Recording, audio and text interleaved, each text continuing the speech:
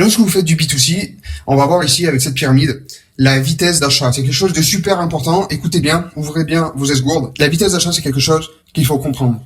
En B2C, dans le mass market, la vitesse de décision est directement proportionnelle à la quantité de personnes. Il y a énormément de personnes dans ce marché-là, mais ces gens-là achètent ultra vite. Taux de succès extrêmement faible, parce que ces gens-là, tout simplement, des retards. Des attentes ultra hautes et complètement délirantes avec la somme d'argent qu'ils investissent. Il y a des conflits constants entre le business et les clients.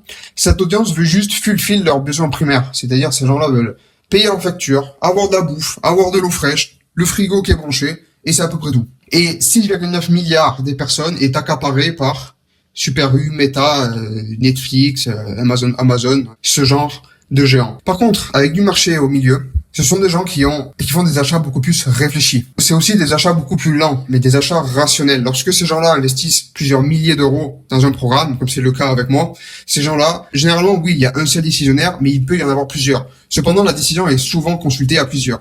Ces gens-là comprennent qu'ils ont besoin d'investir. Ces gens-là comprennent qu'ils ont besoin de networker.